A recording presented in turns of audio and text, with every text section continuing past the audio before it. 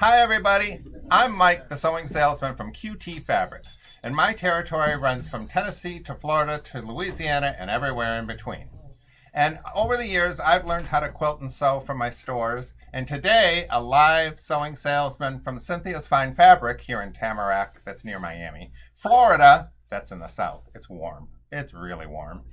And I have a live studio audience, so say hi everybody. I paid them. So today I'm going to show you how to put a binding on a quilt in less than 30 minutes. One of my customers in Mississippi, Cotton Blossom Fabric, Cathy, and I kind of figured out this method of using a serger to put a binding on a quilt. And I can quilt this quilt, bind it in less than 30 minutes. So this is not for show quilts. This is not the perfect way to bind a quilt that's beautiful and the judge is going to give you 5 stars. This is for those quilts that you hate to bind and it's sitting in a stack and you just want to get it done because you're going to give it to your kid or your daughter-in-law and they're not going to look and see that it's perfect or not. But it's a fast, easy way to put binding on using a serger. So here's how I do it. By the way, do you like this quilt? It's our new Oceana line from QT Fabrics, available in stores now. I did not quilt this quilt. Bee at Bee's Quilt Shop in St. Augustine quilted it for me. So if you like the quilt job, go see her. So I made my binding, and that's in a separate video how to make the binding, but my binding's all ready to go. And I've quilted my quilt, and I have the extra pieces left over, and I don't have to trim those off because the beauty of the serger is it will do that while I put the binding on. So I lift up my presser foot, I cut out a little space so I can get started to the edge of my quilt, and I push that under the presser foot. And then I leave an extra space, just like you do with regular binding. And I line that up under the presser foot, right along the edge of the quilt. And put down my presser foot right at the edge, so the cutter will cut off all this excess as I'm serging. And here we go. And you just do it in little sections. And here I am. I'm using colored thread so you can see, but normally I would just use black thread. And what this does is it gives you a nice, smooth, clean edge so that you can finish it by hand really easy without a lot of little threads. But I'm going to show you an even faster way to finish it.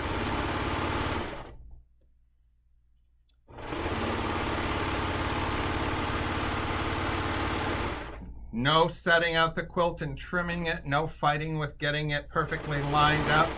The serger gives you a perfect 1/4 inch. You're not trying to get a perfect 1/4 inch when you're sewing it on a machine.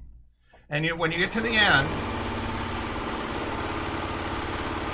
you do the same thing you do with a regular binding. You stop a 1/4 inch.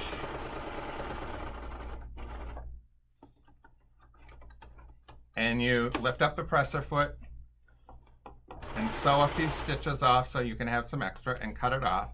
And then you cut this part off. So all of that extra, then you just throw that away. There's a trash can there, really, not really. Really, there's a trash can, not really. And then you just do the same thing you always do. You lift up, so I left a 1/4 inch, you lift up and fold down just like you do your regular binding, and you stick it under the presser foot and start sewing, or start serging. And you just do little sections at a time.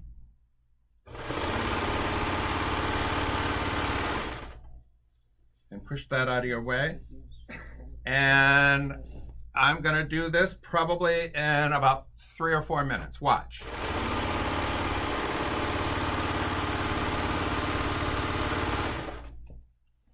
You might have to adjust the tension. All the different sergers have a different way of adjusting, not the tension of the threads, but the tension of the presser foot. You might have to raise that up a little bit because this is a lot thicker than just 2 pieces of fabric.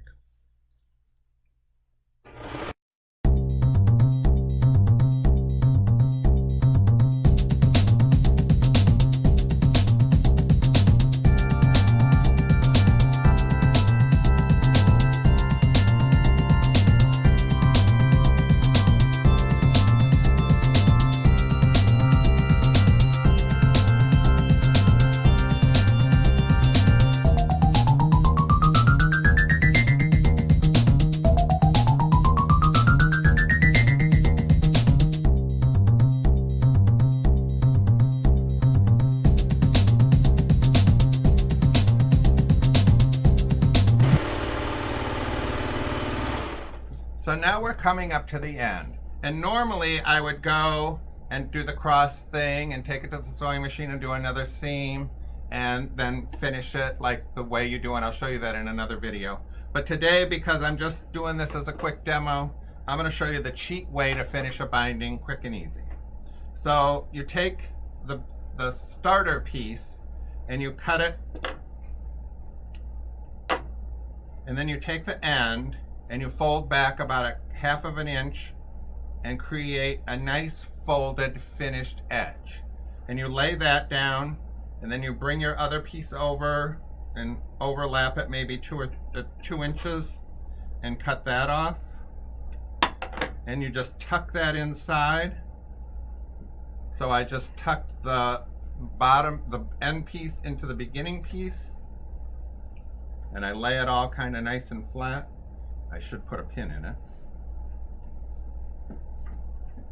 And I just sort of lay it all. So the folded pieces right there, I just tuck the end piece into the piece I folded over, and I'm just serging along.